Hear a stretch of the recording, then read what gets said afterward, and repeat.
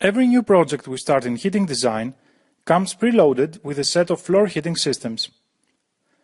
Let us take a look at the properties of a floor heating system. This one is named carpet because a carpet is placed atop the floor screed. The most important element of a floor heating is the pipe. Here we can select the pipe family and then the pipe diameter. Next, we need to set the screed and insulation thickness and the corresponding lambda factors. Last but not least is the floor covering R factor, which greatly affects the heat output of the floor heating system. We typically select it from this list, where we can see that the carpet has the greatest thermal resistance, whereas, for example, tiles have about 10 times less.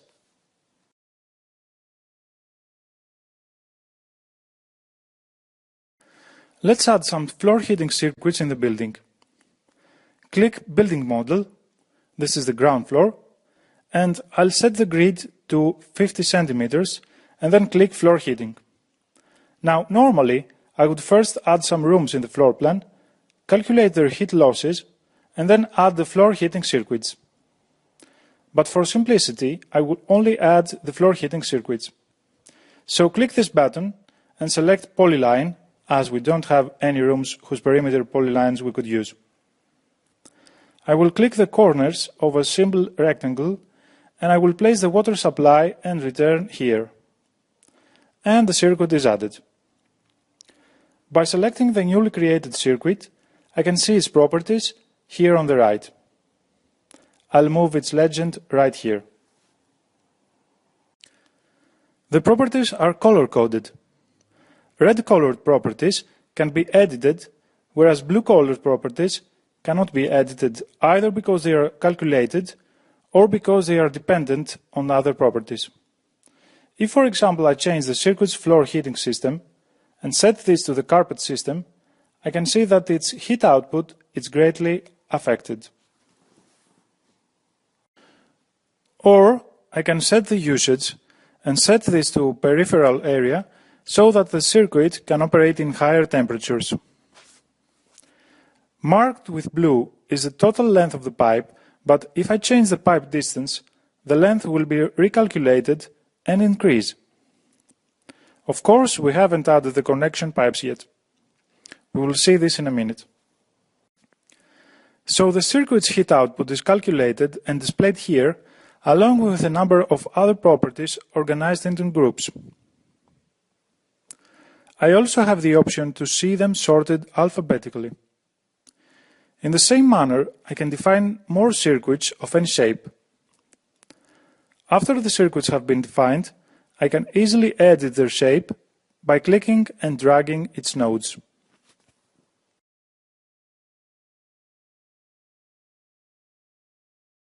Now let us quickly connect the circuits to a manifold.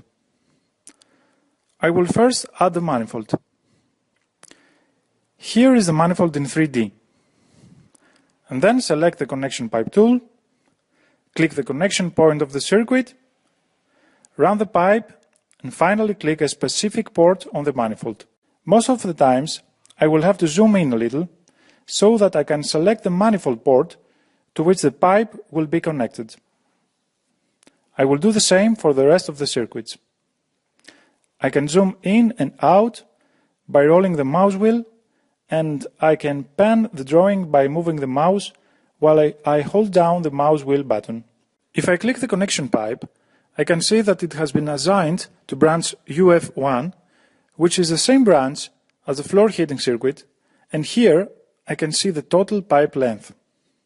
Let's take a look in 3D at our heating system so far. So we saw how we can add floor heating circuits by arbitrarily defining their perimeter polylines. But if we have previously defined room boundaries, as it is usually the case, the procedure is a little faster. I will create a simple rectangle, 3x4 room, and I will reselect the floor heating circuit tool, and now clicking in the room and then clicking the connection point, a new floor heating circuit will be created based on the room boundaries. And by selecting the new circuit, I can see that its room property is set to room 1, whereas the other circuits are not associated with any room.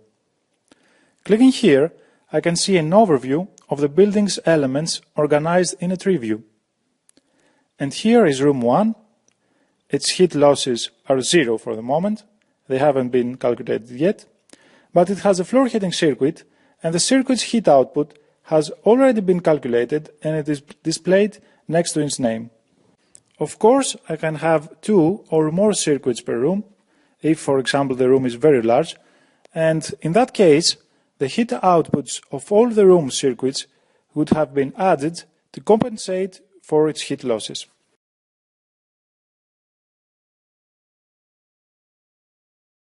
Now let's see how we will balance our circuits. To do this, we start at the manifold. Select the manifold, and this is the manifolds model. Click this button to open up the model selection dialog, and under the Hydraulics Characteristics tab, this table shows the correlation between the number of turns of the valve from the closed position and the kV number. So if I securely tighten the valve's Allen screw and then unscrew it by 5 turns, then kV becomes 5.62. If I only unscrew it by 2 turns, then kV becomes 0.55 and so on. kV is inversely proportional to the pressure drop.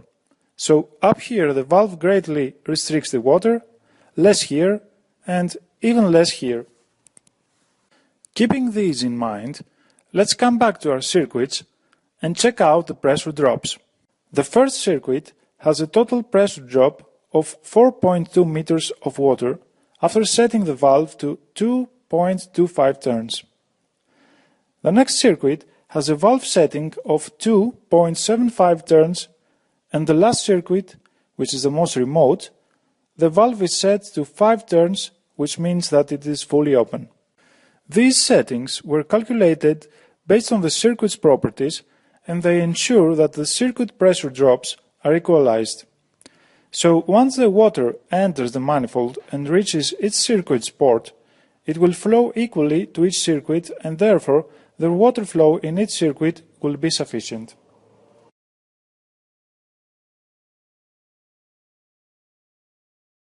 So far, we have seen how we add circuits, manifolds, and connection pipes, and how the heating system was balanced by setting the valve settings. The 2D and 3D views effectively present all the construction details. One more helpful view is the building's tree view on the left. The tree view displays all the heating elements organized into groups and subgroups and provides an overview of the building so that we can quickly identify mistakes or issues that need to be addressed. Here we can see that although the circuits are connected to the manifold itself is not connected to a heat generator, and it is placed into the Unconnected Elements folder. Apart from the element's name, each node has the summary of its most important properties. For the circuit, we can see its water flow rate, pressure drop, and valve setting.